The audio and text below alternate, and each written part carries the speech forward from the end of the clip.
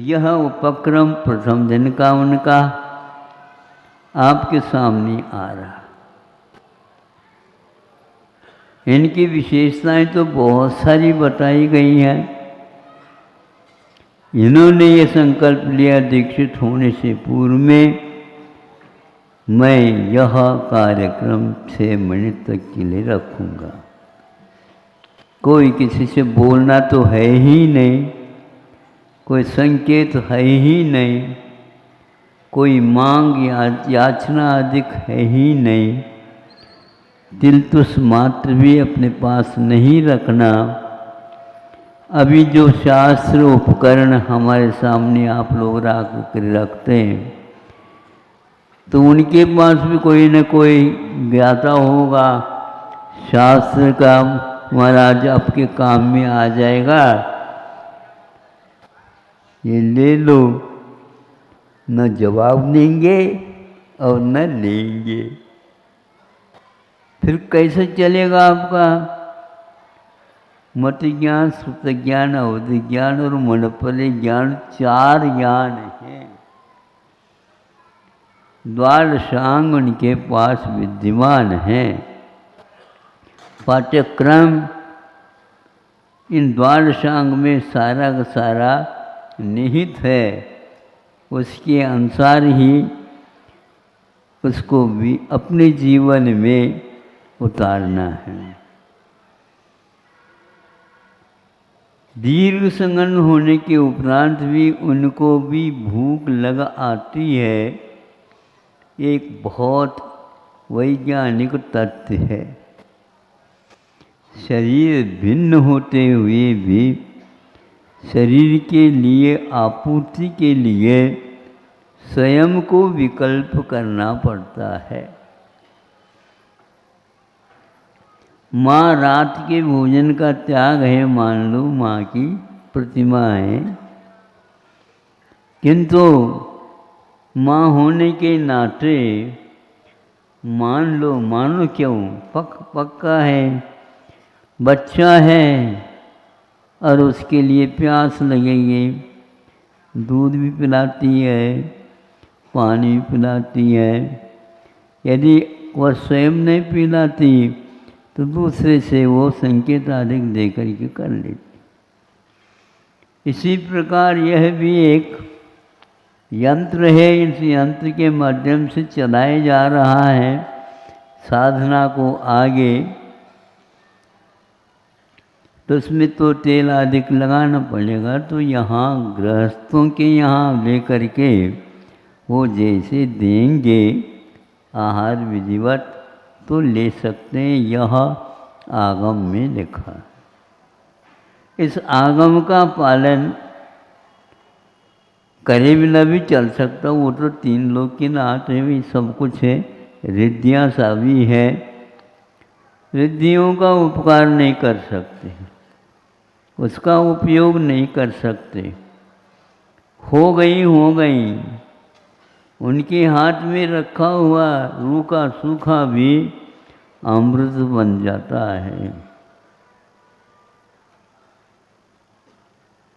अब मिठाई बनाने की क्या आवश्यकता है? लेकिन ये मुझे मिल जा ऐसे कोई भी भाव नहीं करते वो। ऐसा उनके पास बल आ गया है, मनोबल भी, वचन बल भी, काय बल भी। वो चलाना चाहे तो चला सकते, नहीं तो नहीं चला सकते। आप अपने आप जैसी विधि बताई उसी के अनुसार ही। नहीं है तो वह एक प्रकार से हिंसा की ओर वह चर्या चली जाएगी। अहिंसक वृत्ति को ज्यों का त्यों बनाए रखते हुए कल जो कुछ संस्कारों के पाठ आपके सामने उच्चरित किए गए हैं, उसमें कुछ बातें ऐसी लिखी गई हैं जो मन के पास ज्ञान का, चारों ज्ञान के उत्पन्न होने के उपरांत भी उनका वह उपयोग नहीं करते। यह संकल्प है उनका। आपके पास मोबाइल है, जब चाहेंगे तभी तो चलेगा ना वो। जब तक वो नंबर नहीं रखोगे, बटन नहीं दबाओगे, उस विधि को पूर्ति नहीं करेंगे, वहीं पर सब लाइन होते हुए भी वह ग्रहण नहीं करती। उसी प्रकार शरीर में भूख लगी है, किंतु वह बटन दबेगा तभी वह जाएगा। एक बटन दबाने का समय आ रहा है, और बटन दबाएंगे तो वह शरीर उनका साथ देगा। नीचे 4 हाथ देख करके चलो, इधर उधर कुछ बातें नहीं करो। मूलाचार में लिखा हुआ है ये, तो उसके अनुसार देखते हैं इनकी चर्या होती है। उत्कृष्ट से उत्कृष्ट चर्या उनकी रहती है, किंतु इतने तो पराश्रित होना पड़ता है। इनका अभिप्राय में आहार लेने का, आहार संज्ञा इसको बोलते हैं। आगम में लिखा है, त्रैकालिक सत्य है, यह प्रमाद मूलक होता है। इसके बिना चल नहीं सकता, यह निश्चित है। इसलिए उसकी पूर्ति के लिए पेट्रोल जहाँ पर मिलता है, वहाँ पर जैसे आप लोग गाड़ी ले जाते हैं, जितना भरवाना है टैंक में भर लेते हैं, और वह भी निकाल करके दे देता है। उसमें कोई कमी नहीं, जो वो देता है उसको ले लेता है, और जो पैसा लगता है वो दे देता है। तो ये सोच करके ऐसा लगता है, इतनी महान विभूति, महान शक्ति संपन्न, इसी भाव में मुक्त होना, असंख्यातों को भी उस ओर ले जाना, सब कुछ होते हुए भी वो इतने पराश्रित तो होते ही हैं। अब वह समय आया, कैसी विधि होती है, युग के आदि में किसी को मालूम नहीं है ये क्यों आ गए। कल तो चले गए थे जंगल, रोए धोए तो आए नहीं थे, और आज अयोध्या में कैसे प्रवेश हो रहा है, या अन्य कई स्थान में क्यों आ रहे हैं? क्या कोई वस्तु छोड़ करके गए थे, वहाँ पर जाने के उपरांत याद आ गया, उसको लाने के लिए आए हैं, या और कोई अपने मित्र से मिलने के लिए आ रहे हैं? क्या आखिर क्या है ये आप लोगों के दिमाग में आ सकती है। उसी के अनुसार आप बोलते चले जाएं, लेकिन वह कोई सुनते नहीं। सुनते तो हैं, लेकिन उसका कोई जवाब नहीं। आपके पास से वह चले जाएंगे, आप कहेंगे क्यों आए, क्या पता। आपको मालूम नहीं है वो क्या चाहते हैं। आहार के लिए आ गए, मतलब आहार के साथ और क्या चाहते हैं, ये आहार देने योग्य है क्या नहीं, ये बात है। अथवा यह आहार देने की विधि को जानता है क्या नहीं। अभिमान तो नहीं कर रहा है, तो अभिमान करेंगे तो उनके यहाँ नहीं। मन शुद्धि, वचन शुद्धि, काय शुद्धि, केवल काय शुद्धि, वचन शुद्धि, और फिर एक शुद्धि वर्ड भूल गए, नहीं आएंगे। तीनों हो तो तीनों, नौ धा भक्ति, अनेक एक भक्ति कम भी नहीं होना चाहिए, और एक अतिरिक्त अपनी तरफ से जोड़ना भी नहीं चाहिए। पति ग्रहण करता है क्या नहीं, तो आज के अनुसार 3 परिक्रमा लगाए जाते हैं। ये कितने लगातार देखते हैं, कई बार खूब होते रहते हैं। लोग कहते हैं ये हो गए, क्या हो गए। मतलब उस ओर ध्यान नहीं था। ध्यान से करो, नीचे देख कर के हो, इधर उधर करते हुए देखे नहीं। नीचे चींटी वगैरह जंतुओं का संरक्षण होना चाहिए। तो ये स्वयं खड़े होते हैं, उस समय देखते रहते हैं, उसमें गड़बड़ हो गई चले जाएंगे, है ना। तो ये इसलिए आप मुनि तो है नहीं, मुनि नहीं होते हुए भी तो मुनि के अनुसार हम भी बनना चाहते हैं, अपनी चर्या बनाना चाहते हैं, शिक्षा आदि व्रत ले रखे हैं, वो इसलिए ले रखे हैं। ऐसे यह आदर्श अवसर उनके जीवन में तो घटित हुआ, किंतु जो कोई भी देखेगा तो कहेगा कि भैया ये कार्यक्रम, ये पाठ्यक्रम हमारे कहीं किसी भी विद्यालयों में नहीं चलता। ऐसा कोई भी विषय हम पढ़ाते भी नहीं और पढ़ना भी नहीं चाहते, और एक प्रकार से वह अपने कार्यक्रम में, पाठ्यक्रम में आता भी नहीं विषय।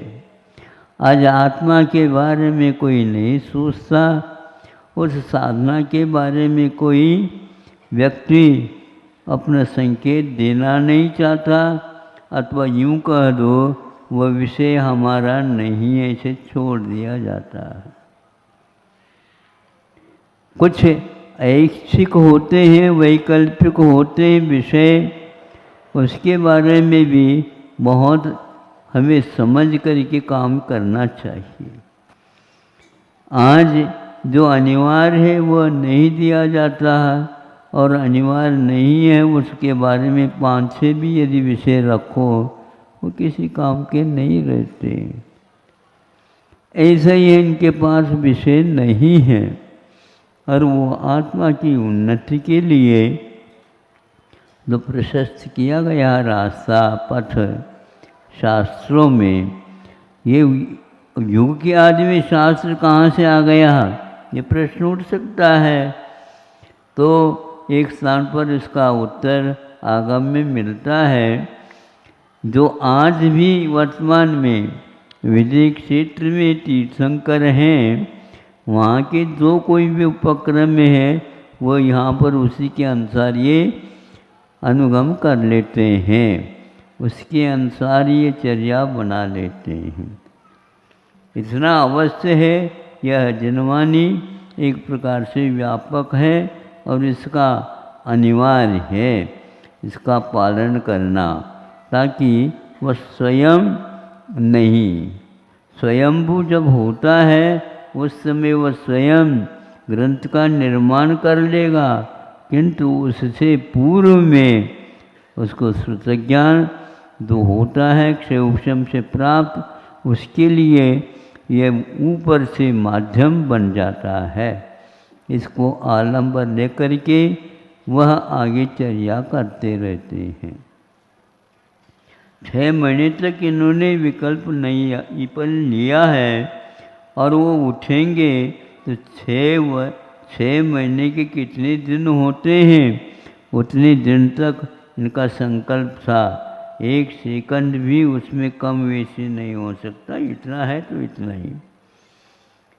अब आहार का विकल्प उनको हो जाता है, तो यहाँ 6 महीने तक संज्ञा को सहन करते हुए भी, यानी भूख लगती तो है, ऐसी भूख लगती है उनकी कि वह वज्र से नाराज संगठन वाले होते हैं।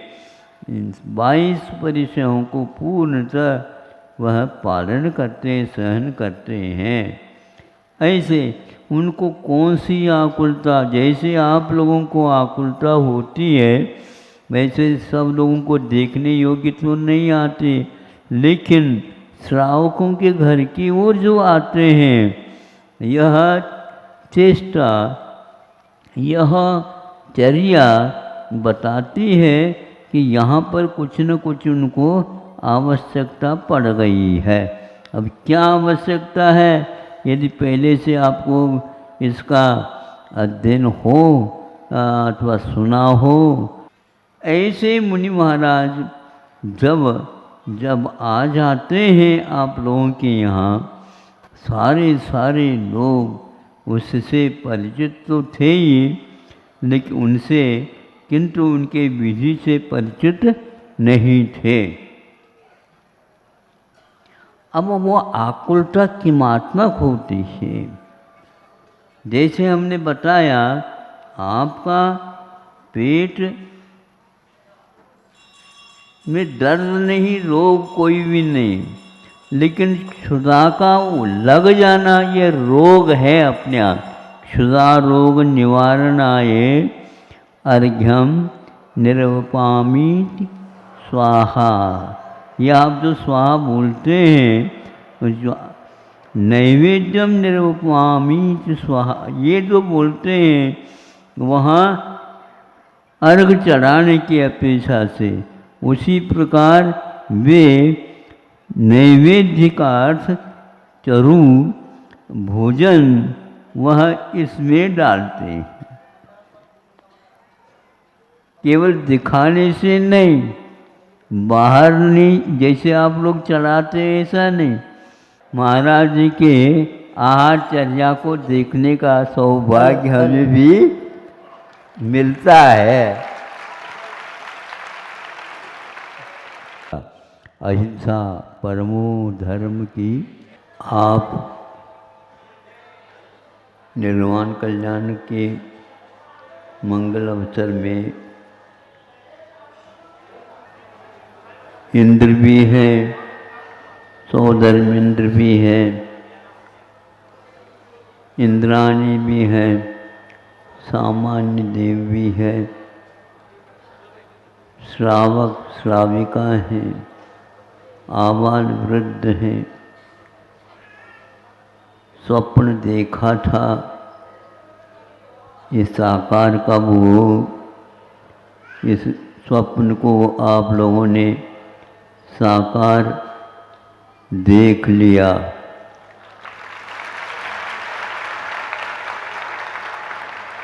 अब थोड़े बहुत आप अपने इस आयोजन से संक्षेप किंतु बहुत महत्वपूर्ण एक क्षण आप के लिए कहा जा रहा था। श्री जी यहाँ से चतुर्थ शुक्ल ध्यान के उपरांत ऊर्ध्वगमन कर जाएंगे। अब आपके सामने दृश्य है, प्रभु आपके सामने नहीं है। अब आपका थोड़े से आंख बंद करके सोच लीजिए, प्रभु जो दिख रहे थे वह उनका शरीर था, और उस शरीर के लीन होते ही वो भी एक प्रकार से हम लोगों से लीन हो गए। कहाँ गए इसके बारे में आप थोड़े सोच लीजिए। संसार क्या है और मोक्ष क्या है, जड़ क्या है और चेतन रूप स्वरूप क्या है। रात दिन हम लोगों का मोह सहित चेष्टाएं चलती रहती है। पर को ही आपा या पर में आपा बुद्धि, अपने में पर की बुद्धि करते रहते हैं। उन्होंने क्या स्वरूप पाया है, इसको पाने के लिए हमारे लिए बहुत ही समस्या तो नहीं है, लेकिन वह प्रसंग बहुत कठिन है। आप लोगों को आंख बंद करके देखना है। यह जो बैठा है, शरीर बैठा है, अथवा यूँ कहो मैं इसे बैठने के लिए संकेत दिया, मन भाव उपयोग किए तो यह बैठ गया। मैं बैठा हूँ यह चिंतन न करके इसको मैंने बिठाया है। मैं खा रहा हूँ नहीं, किंतु इसको खिला रहा हूँ, अथवा एक भाव मात्र कर रहा हूँ, सब क्रियाएं इस जड़ शरीर में हो रही हैं। लेकिन एक उसको शरीर को हम एकदम जड़ नहीं कह सकते। इसके रग रग में आत्मा के प्रदेश निवास कर रहे हैं। मोह सहित होने के कारण हमें ये भान नहीं हो रहा है। इसलिए आप सामायिक के समय पर इस वेद विज्ञान के माध्यम से चिंतन किया करो। यह आप लोगों के जीवन में बड़ी निधि है।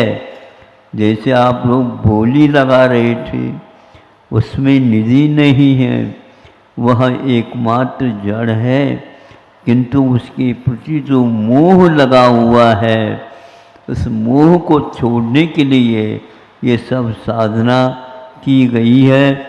और आपके सामने से एक मनुष्य के रूप में जो थे, उन्होंने साधना के बल पर रत्नत्रय की साधना की और इस शरीरातीत होने का उन्हें एक महान अवसर प्राप्त हो गया।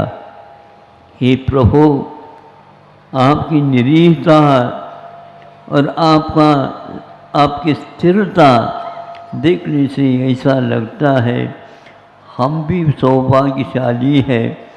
कम से कम हम वहाँ तक नहीं पहुँच पा रहे हैं, किंतु पहुँचने का रास्ता आपने हमें दिखा दिया है। यह हम कृतज्ञ हैं। गुरुओं के माध्यम से हमें प्रवचन मिलता है, चर्या मिलती है और सब कुछ मिलता है, और वे बदले में गुरु लोग कुछ भी हमसे नहीं चाहते। ये बहुत महत्वपूर्ण वस्तु है। और हमसे वो क्या चाहेंगे, क्या हम देंगे उनको? कुछ भी नहीं दे सकते। वो जो दे रहे हैं उसको हमें पूर्ण रूप से लेने की भी क्षमता नहीं है। जो कुछ भी अंश के रूप में हम लोगों ने ग्रहण किए हैं, श्रद्धा के रूप में, सम्यक ज्ञान तत्व ज्ञान की अपेक्षा से और चारित्र साधना की अपेक्षा से, बार बार प्रत्येक कार्य में आप ये सोच सकते हैं। कुछ कार्य ऐसे होते हैं जो वहाँ पर मनोयोग करके लगाना पड़ता है, किंतु कुछ ऐसे क्षण मिलते हैं, उस क्षणों में आप सोचा करो ये संसार क्या है, भयावह जंगल है। इसमें कोई काल सिंह ने मृग चेतन को घेरा, भवन में नहीं बचावन हारा कोई, यूँ समझो मन में सोचो। बहुत कठिन है, फिर भी आप साहस के साथ, विवेक के साथ, शांति समाधान के साथ इन तत्व चिंतन को करते हुए वहाँ इन समय में आहार के लिए उठे थे और उन आहारों को स्वीकार करके उन्होंने ध्यान लगाया, तो फल स्वरूप उन्हें यह केवल ज्ञान के साथ साथ मुक्ति निर्वाण का भी लाभ हो गया है। आप लोग इस दृश्य को आप देखने की क्रिया को विशेष रूप से महत्व दीजिए।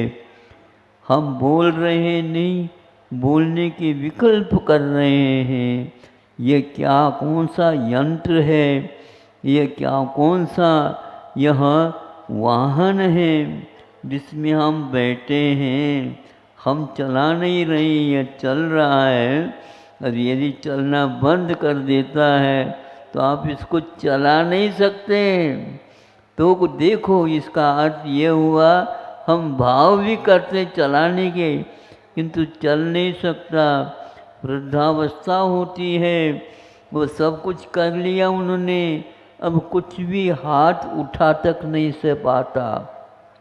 उससे पहले पहले ही आप लोग धार्मिक अनुष्ठान ऐसे ही करते रहिए, ताकि आप लोगों के परिवार में संतान है वह भी इस रहस्य को समझ सके। यदि आप उपकार करना चाहते हैं संतान के ऊपर, ये अनुग्रह करिए कि उनको समझाइए इस जंगल में आप लोगों को अंतिम क्षण तक जीना है और कुछ नहीं करना, और जो यहाँ पर बिंब स्थापित होना है उसकी आराधना करते हुए और सही स्वरूप की ओर जाने का प्रयत्न अवश्य करेंगे। हम मूर्त नहीं हैं, हम जड़ नहीं हैं, और हम और कोई भी नहीं, किंतु हम अमूर्त हैं, भाव रखते हैं, ज्ञान रखते हैं, दर्शन रखते हैं। इसके सिवाय हमारे पास और कोई भी साधन नहीं है और हमें कोई भी आवश्यकता उनकी नहीं है। बस इतना ही है, यह शरीर आयु जब तक रहेगी तब तक शरीर टिका रहेगा, फिर बाद में हम कुछ भी नहीं कर सकते। यहाँ सिद्धत्व के लाभ के बाद यहाँ पर इंद्रादिक बैठे हैं, घबरा गए। और एक सही बात बताना चाहता हूँ, इंद्र तो इस प्रकार के आयोजन अपने जीवन काल में बहुत कर जाते हैं, करते रहते हैं, उनका यही काम है। किंतु भरत चक्रवर्ती रोने लगा। आप सावधानी से सुनिए। भरत चक्रवर्ती रोने लगा, 6 खंड के अधिपति है, रोने लगा। 6 जो रानी है, सब कुछ परिवार में भरा हुआ है, और वह रोने लगा। प्रभु से पूछा जाता है, इंद्र ने पूछा ये क्यों रो रहे हैं? तो बताया इसलिए रो रहे हैं, इसलिए रो रहे हैं, प्रभु चले गए अपने जीवन में, अब लौट करके नहीं आएंगे। दूसरे प्रभु का दर्शन कब होगा, कैसा होगा, नहीं होगा तो हमारा क्या होगा, हमें उपदेश कौन देगा, हमें कौन धीर बांधेगा? बताओ, चक्रवर्ती है और धीर से रहित है, धीरत्व से रहित है, अधीरा हो रहा है। तो बताया गया या उनको समझ में आ गया, एक वियोग की घड़ी है, संयोग होता है, वियोग होता है, ये चला आ रहा है, इसको सहन करते हैं हम मन को मार करके, लेकिन विवेक के साथ हम इसको देखेंगे, यह रोने की बात नहीं है। इसलिए इंद्र रोता नहीं है, प्रत्यक्ष ज्ञान रहता उनके पास, अभिज्ञान आदि, उसके माध्यम से वो समझ लेते हैं ये लीला है। जैसे एक और नीलांजना ला करके नृत्य कराया अवधिज्ञान के द्वारा, आदि कुमार ने समझ लिया कि यहाँ ऐसा हुआ है, और वो चल दिए, बाकी सब रोने लगे। क्यों? उनको ज्ञान नहीं है। जब भविष्य का भी ज्ञान, अतीत का भी ज्ञान होता है, संविज्ञान के माध्यम से अपने आप रोना बंद हो जाता है। इसी प्रकार आप लोग श्रद्धा के माध्यम से, तत्वज्ञान के माध्यम से इस जीवन के रहस्य को समझने का बहुत बड़ा कोई पुण्य किया होगा। ये सब श्रद्धा का विषय है, ये अभिमान का विषय नहीं है, और किसी को हम बाध्य करके समझा भी नहीं सकते। अहिंसा परमो धर्म की जय। औषधों का प्रयोग भारत में भी होता है और विदेशों में भी होता है।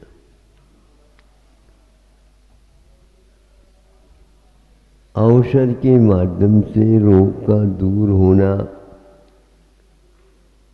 स्वाभाविक है, किंतु औषधों के प्रयोग में यदि गलती होती है तो उससे हानि भी होती है। विदेशी दवाइयों के माध्यम से उपचार तो किया जाता है और उसके माध्यम से बहुत आगे बढ़ जाते हैं आप लोगों के बीच में, किंतु जब उसका उल्टा फल मिलने लग जाता है तो उस दवाई के औषध के प्रति अनास्था पैदा हो जाती है, एक भय पैदा हो जाता है और उसके साथ साथ जो पैसा खर्च होता है उससे और भयानक दशा बन जाती है। मानसिकता ऐसी बन जाती है कि पहले हमें ये ज्ञात क्यों नहीं हुआ।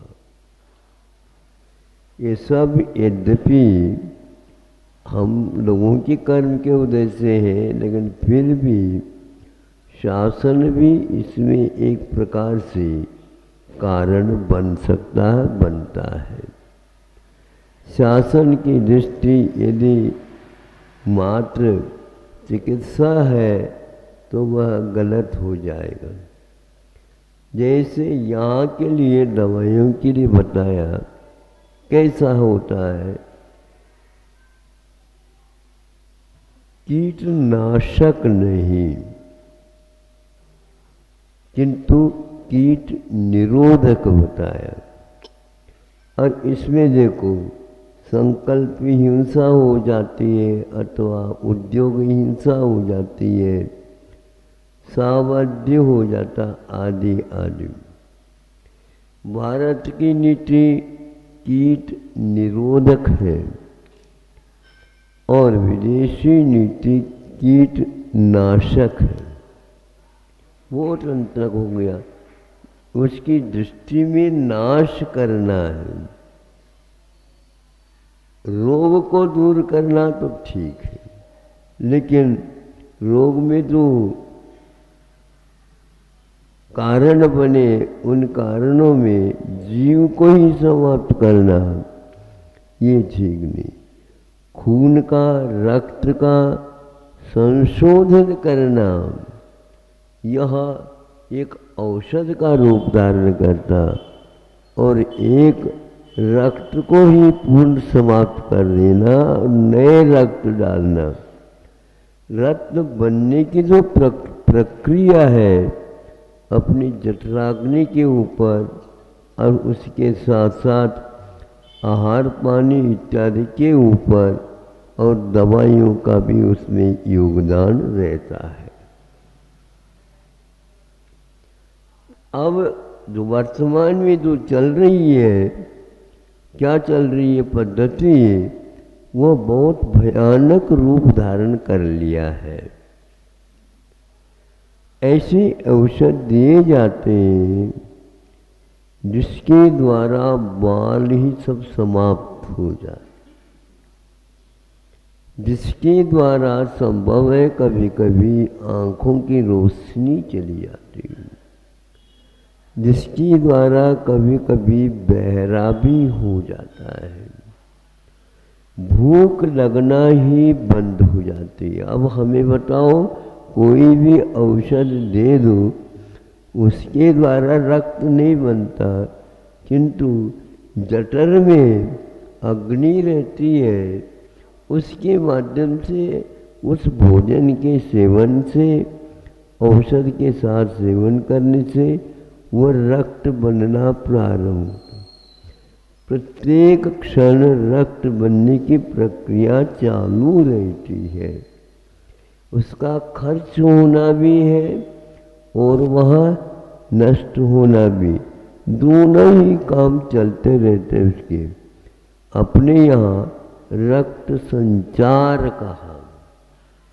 रक्त संचार का अर्थ होता है रक्त टिकता नहीं, रक्त रुकता नहीं। रक्त यदि रुका तो फिर श्वास लेने इत्यादि में बाधा आए बिना नहीं रहेगी, किंतु वह औषधों के माध्यम से रक्त ही पूर्ण निकल गई तो उसका संशोधन करना तो दूर, अब नया बनना नहीं है तो उसके लिए रक्तदान दो, ऐसा अभियान चालू कर देते हैं।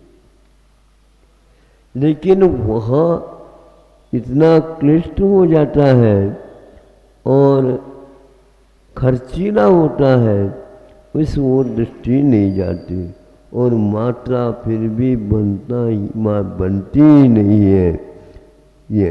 किंतु कुछ औषध ऐसे होते हैं रक्त का संशोधनीकरण करते हैं, उसमें अन्य कोशिकाएं आदि ला करके जन्म लेते हैं, उनको दूर कर देते हैं और रक्त का संचार गति उसकी बढ़ती है, किंतु अनुपात से बढ़ती। ये सारे के सारे औषध दान के अंतर्गत जो लाभ है वो उस व्यक्ति को प्राप्त हो जाते। जीवन पर्यंत के लिए औषध लेने की प्रक्रिया इससे और भयानक है। एक रोग तो लगा हुआ है, भूख लगती है, प्यास लगती है, उसके निवारण के लिए योग्य आहार पान आदि करते हैं, किंतु औषध लेने की प्रक्रिया विदेशी प्रक्रिया प्रतिदिन और उस दिन भी और समय भी लगा हुआ बंधा हुआ रहता है।